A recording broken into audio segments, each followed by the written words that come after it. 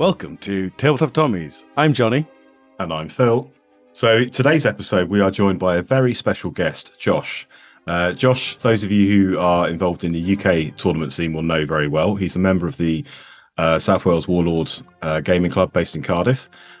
He's joining us today to talk about Bolt Action Korea, both the campaign book and also an upcoming event that he's running in Cardiff. We'll also have a little chat about what we can expect from Bolt Action Korea in the future. And Josh is also quite a major TO within the UK. So he's been involved in various events over the last number of months and also has quite some major events coming up. So quite a lot to look forward to in today's episode. And without further ado, hello, Josh. Hello, thank you for having me on. You're very welcome. Thank you for joining us. So Bolt Action Korea. I mean, I've read the book and that's about it. So I've never played it. I don't know a huge amount about it. And to be fair, in terms of the actual conflict itself, I don't know a huge amount about it. So my knowledge of that history kind of ends towards World War II and then picks up again probably 10 years down the line in terms of the early part of the Vietnam War. So just interested to hear about, Korea itself in terms of the conflict and also how it is represented and replicated in Bolt Action. Well, yeah, essentially, it's kind of the forgotten war because obviously you've got the two big events either side of it. You've got the Second World War and then you've obviously got Vietnam kicking off. Essentially, the book is the same as the standard Bolt Action game, but with a few extras added in. So it's the first use of napalm, for example. So the Americans get access to napalm in that. The first introduction of what we would now call MBTs, main battle tanks. So it was the first showing of the Centurion for us as the British. The Americans had the Patton and the Pershing as the main tanks. It's an overlooked part of world history in itself. And as for the game, because 90% of the equipment was World War II issue gear, you can literally, if you've got a late war American or British army, just port it straight over, which is what I'd rather enjoy about it. Because when people go, I don't know about Korea, I don't know what I can use for it. And then my first words are, do you have a late war British or American? And most people go, well, yeah, of course. So there we go then. Quite simply, just plonk it from World War II into Korea and it just works exactly the same. And obviously that's the Allied and the UN forces. If we're playing the Communist forces, what's involved there and how easy is it to take maybe a Bolt Action Second World War army and port that across into a Korea army? Really quite easy, actually, because if you have Soviets, the Chinese were basically equipped by Stalin. So any of the Soviet line models, if you can get the Siberian kit as well, which has like Asian looking heads, or you can get 3D printed Chinese heads now, just any Russian kit just worked perfectly. Mm-hmm. And as for the North Koreans themselves, their uniforms were slightly different, but Warlord Games do an amazing model range for that. Mm-hmm. Which I've got about 3,000, maybe 4,000 points worth of models for that, which never really sees the table in its full glory. And how did you get into Korea as a Bolt Action sort of theme, Josh? Because it is underrepresented. And am I right in saying that your event is the only one in the UK that you're aware of, which is running a Korea themed event? As far as I'm aware, it is the only one. I haven't even seen any in the States either, to be fair. Okay, so that is my one claim to fame that I do host the Korean War event in the UK. Yeah, and it did go down really well last year, in all fairness. Some really good tables, isn't there? I've played on your MASH table with all the hospital tents. Yeah, the MASH with all the table. How many tables have you got now for it that you've built yourself? So I've got the MASH table. I do have a Korean village that I'm working on that's got a crashed B-52 on it as well. Nice. I am working on an actual Frozen in the Chosin board itself based on some photographs of the American camp at the Chosin Reservoir.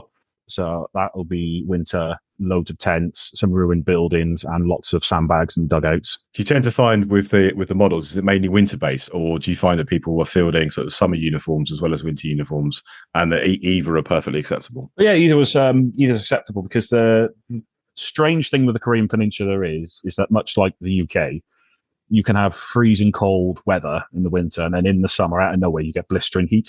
Mm-hmm.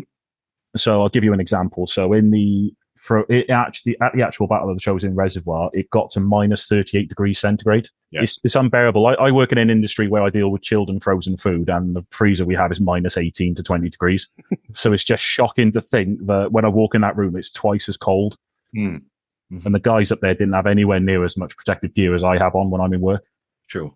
And then at the other extreme, you're looking at temperatures in the high 30s, I imagine, in the summer and trying to operate in those conditions. Oh, yeah, it's just complete opposite. So you've got guys suffering from dehydration, exhaustion as well, heat fatigue. It's not an environment I'd want to be fighting a battle in, put it that way. Sure. And I guess with the rules, does it reflect those environmental conditions in the scenarios from the book in the way that some of the World War II campaign books have, fighting in the desert? And the Western Desert campaign, for example, gives you rules about desert fighting, and likewise for the jungle, for the Empire in Flames type books. Is that also a feature of the Bolt Action Korea book? Yeah, there is some rules for that in the book itself. Interestingly enough, in some of the scenarios at the event I've done, I've incorporated them. Mm-hmm. So if you turn up and you're on the winter board, expect to be suffering from frostbite.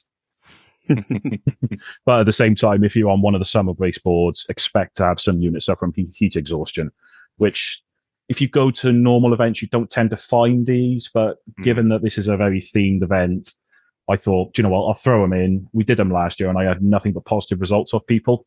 It can put that bit of a wacky spin on games beforehand.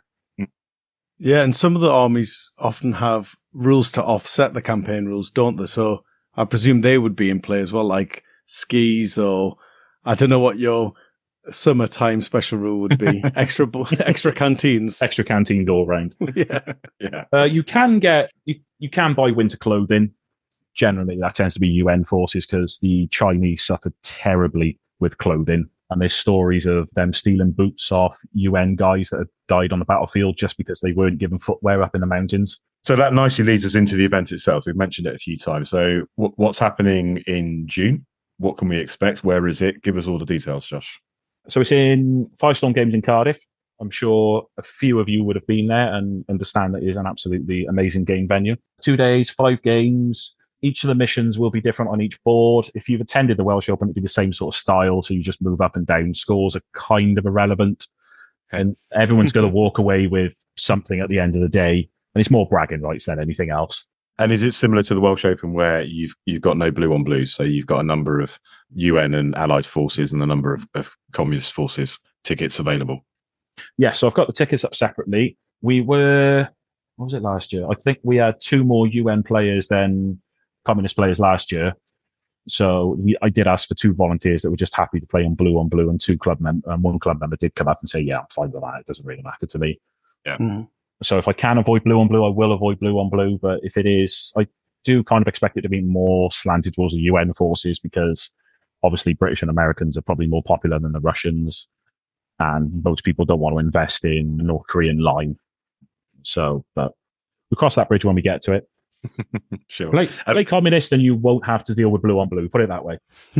Yeah, and it's often that way, isn't it? When you sell tickets for events where you need to have an even number, if one side is more popular than the other, if you choose to go with the least popular side, you are guaranteed you're going to have much more variety and avoid that potential for blue on blues. Oh, so yeah, it's kind of 6 to 1 and half dozen of the other. Yeah, and Warlord do a good North Korean army range now, don't they? So there's no excuse not to field an army if you are so inclined. Oh, no. They do an amazing range. And actually, what I've done with mine is, because I ended up getting 2 of the support boxes, I took the standard bearer from the one and changed it to a Chinese flag. Mm-hmm. So I can actually, because the uniforms are not that different, I do actually sometimes use them as a communist Chinese army for the Second World War. Okay, nice. So you can get 2 out of 1 by literally just painting one figure differently. Well, if you want a little tease, I do have information on new product lines as well. Oh, yeah, absolutely. Yeah. So the Summer British line for the British will be expanded as well. So you'll have unique NCOs, more weapon teams, more officers, and another squad, I believe. So you can mix that up. And there is also being produced a new Winter British line. Brilliant. Nice. So obviously we've got the 1 squad at the moment, but there is more right. Winter Brits on their way because I believe they're one of the only lines that don't really get much winter love. Mm. Yeah, nice. Excellent. That's really good. Yeah, and we mentioned already the Korean line that Warlord produces is fantastic, and there's some really good options there, isn't there? So it does sound like there's a lot coming up for Korea, and presumably some of those, not necessarily the summer British units you just mentioned because of the uniforms are slightly different, but I'd imagine the winter British uniforms for Korea would also be fine for late 1944 British, early 1945. Yeah, the photographs from the period are basically the same. So trench coats, leather jerkins, There was more of the jumpers being issued, but I believe the commandos had them late war as well. Late war, Second World War now. So yeah. And I imagine if you're playing, if you play late war US or late war British in bolt action for Second World War, there's not a huge amount you need to do to make it viable for career. Maybe add a bigger tank, maybe some different artillery, but the general units are roughly going to be the same. Yeah, essentially. The only difference off the top of my head I can think of is bigger tanks. So there wasn't any of these little like Stuarts running around. The Americans got access to more recoilless rifles. Yeah. Nice. Which was a big change. And you've also got senior NCOs in the game. Yeah. Which I don't know if you've read the rules for them, but if you have him, I think it's within 6 inches of your officer, he bumps your officer up a level. Mm-hmm. So second becomes a first becomes a captain, and et cetera, et cetera. And then if your officer is killed, then that senior NCO steps up and becomes a first lieutenant, I believe. Nice. So there is a benefit to having him, especially if you take a first lieutenant, for example, then suddenly you've got yourself a captain. Yeah, it's a really interesting mechanic. I did see that in the rules reading through it, that that introduction of senior NCOs, and that second bit in terms of the bumping up and the stepping in if someone is taken out. You see that in other Second World War theatre selectors. I'm thinking about the Free French in North Africa, for example. They've got that special rule where if you take out the lieutenant, the NCO of the squad who's within 12 inches becomes that second LT in that situation. So it's interesting that there are certain things that appear in the career book which are also replicated similarly or completely directly in other of the World War II campaign books. It's interesting you mentioned the recoilless rifles, because we saw them in this salute cabinet. They've got both the 57 and the 75 mil coming out this year. Yeah, they do. And so clearly, bit of a smart move there from Warlord that it ties into both the World War II range and it's, to be honest, in bolt action, it's a unit that I don't see very often, but I do really like. Just having that sort of direct fire, high explosive is really cool.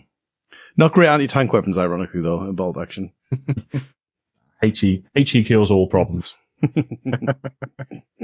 So if people are interested in going, Josh, tickets available through the Firestorm events webpage. It's what's the details in terms of the points cost and all that kind of stuff? So it's 1250 points, single or double theatre platoons. Okay. Taken from the book. There is a couple of limits on flamethrowers and multi-launchers, but that seems to be standard across the UK at the minute. Pretty much it's free. It's free reign to have fun. I did have one person message me and say, "Can I take 4 Pershings?" That's all he wants to take is 4 Pershings. And I was like, well, yeah, okay. If you want to start taking tank platoons, that's fine with me, because there is, like I've said earlier, there is no small tanks running around. If you want to drop 300 odd points on 4 tanks, yeah, be my guest. You're probably not going to do well, but if you're going to have fun doing it, then have fun doing it. Yeah. Yeah, it's when they come up against an objective-based mission and the tanks can't hold the objective, then yeah. Yeah, that'll be a struggle for them. But if they want to run 100%. around blasting stuff off the table with big guns, then feel free to do so. Sure. But there's fair warning to anyone who is going along. There's going to be some big tanks. So bring your big anti-tank guns. Make sure you bring your anti-tank weaponry. I did have one person last time come up to me and go, "Why is there so many big tanks at this event?" Like, well, it was fair warning. There are no small tanks in this event, so. And I saw as well that you've brought over the tertiaries like Welsh Open has.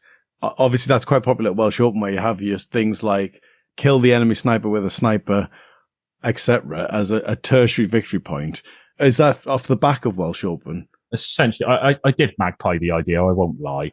I've been to the Welsh Open many times, and you two included, even though you can have the most terrible of games, you can still aim for one of those tertiaries. Because I ran Italians last year, and I had one game where everything fell apart. And I was like, if I can just get one tertiary, I can walk away the moral victory here. Yeah. Yeah, exactly. It just adds that little bit of extra fun, doesn't it? Oh, yeah. Yeah, and you start to get towards like game 4 and game 5 of the weekend. You look at your tertiary list and go, okay, I've got some weird and wacky ones I haven't got yet, and I'm going to start having a bit of fun in those later games of the weekend. Oh, yeah, 100%. Yeah, and because you've got it sort of not blue on blue, ideally, there's a first, rather than being first overall, are the prizes done first UN, first commies, etc.? So we will have first, second, and third UN, and then first, second, and third communist. I'm yet to sort out what we're doing for trophies. I do hope to do something unique. But generally, I'm going to have a prize table, and you'll come up and you'll take your pick of what you fancy off the prize table, as well as walking away with one of these trophies, and you get bragging rights. I'm sure the Reese could probably connect you with someone who does some nice slate trophies, because they were popular last year at the Welsh Nationals.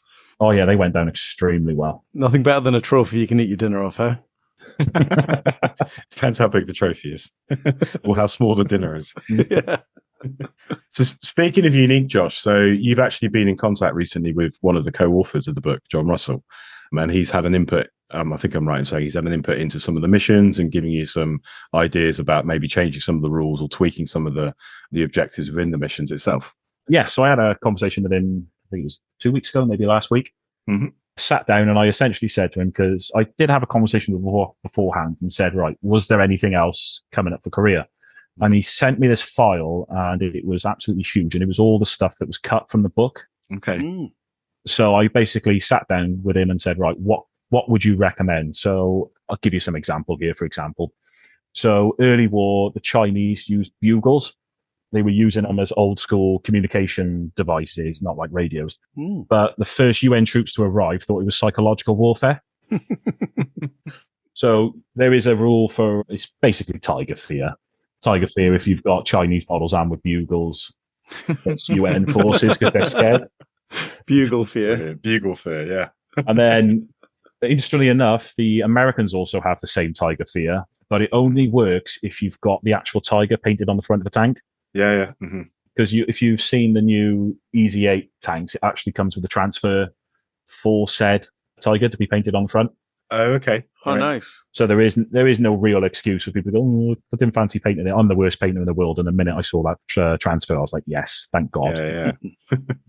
That's cool. And I guess, speaking of rules, what are you hoping or expecting in terms of if a new version of Bolt Action is released in the coming months? What are you expecting in terms of Korea? Are you expecting it to tie in nicely still, or are you expecting there to be a transition window where you're still using Korea sort of in line with V2 Bolt Action before it gets an update? I would like to say that all the books are just going to literally port over to V3, as I'm sure everybody would like, because my book collection is quite extensive. So I am hoping it goes that way. If Warlord do decide to do something different and they go, right, okay, going forward, only certain books could be used or they need to be tweaked, then that's a bridge we'll have to cross. But I am hoping that all the books will just port over. Mm-hmm. Nice. And are there any specific rules or things you're hoping to see in V3? Well, medium machine guns being slightly better than what they are currently. Mm-hmm. Yeah. I'm quite happy with the rule set as it is. There are some things that need clearing up, mainly points values in my eyes. Some units like Gurkhas are severely undercosted. Some nations need a bit more love, the minor nations, for example. But I don't, well, version 3 is version 3. We're just going to have to wait for it to come out. I haven't been told anything about V3. So. And looking ahead, Josh, so you mentioned Welsh Open, which is obviously in September, which you're going to as a player. You've also got quite a lot going on in the next few months as a TO. What are you involved in coming up? There's a couple I'm involved in. First one is Welsh Nationals in Cardiff, which is next month. Mm-hmm. You'll see me there with my club chairman, Reese. We'll be running the event between us. So if anyone does have any questions or want to talk, please come and grab me. I'm a big guy with a beard. Won't be hard to miss me. And then any of you that attended WoW last year, a Russell Wright's event down in Essex, you would have seen me there as well. So I do help out with a few of the events around the UK if I can. Brilliant. I mean, the Welsh Nationals is worth just taking a moment there. 52 players, which is absolutely amazing to get that number of players. And we've said before on the pod how much we enjoy Firestorm games and how great it is as a venue. But, you know, it's a great venue. It's a great event. But to have 52 players, and I believe there are people coming from overseas as well. That's really, really great testament to what you guys are doing as a club and Reese and yourself in terms of the event and how you run it. Oh, yeah, we do try to do our best. And we are extremely lucky to have Firestorm Games as our home base, if you would. Because you two yourself know there's air conditioning in there, which is a massive perk in the summer and in the winter. The hot food is always great as well. And for those of you above 18, there is also a bar on site. So you can either drink to your victories or drown your defeats. Yeah, it's a quality venue. And I'm not surprised the Welsh Open sold out so fast because Marco has put on a good show there. And with that venue, as you say, you can't really go wrong, can you? And so was it the beginning of June, 8th and 9th of June. Yeah, the 8th and 9th of June this year. Is Frozen. And we'll put the links in the description for the tickets, and the Facebook page, I imagine, is the best place for people to go if they have any further questions. Yeah, I'm always on there, so you can either go on the event Facebook page, post on there, or message me, or if any of you don't want to go to the group, you can search for South Wales Warlords on Facebook as well. Mm-hmm. And I am on there, and if not, one of the club members or the committee members will answer anything that I can't. And do the South Wales Warlords play out of Firestone games primarily? We do have a monthly meeting, Marshfield in the village hall there. Mm-hmm. But a lot of the members do live local to Cardiff, and they do play a lot of their games in Firestone games themselves. Brilliant. Fantastic. Well, thanks, Josh, for joining us. And as I say, it's not something that I was really aware of, either in terms of bolt action or in terms of historically, but it is like, because you can fairly easily take your late war UN force, or maybe even your late war Soviet force, and port it into, buy a bigger tank, maybe have a look at some other units, but effectively you're carrying it across quite easily. It definitely is something I'll look at. I've got it in my diary, so hopefully I am going to be free that weekend. Not quite sure yet which nation it will be. It will either be British or US. It just depends on which tank I like most, to be honest, probably. Brilliant. Well, once again, 8th and 9th of June for Frozen and the Chosen. I always get them back to front by mistake. That's why I post there. I always say Chosen and the Frozen. But yeah, once again, 8th and 9th of June for Frozen and the Chosen. Check it out. I think it's going to be a belter. Cheers for coming on, Josh. Thank you very much for having me. Yeah, thanks for coming on, Josh. We will see you next month for the Welsh Nationals, and fingers crossed one of us or both of us will see you for Frozen and Chosen as well. Brilliant. Look forward to seeing you both. Fantastic. Take care. Ta-ta for now. Ta-ta for now. Bye.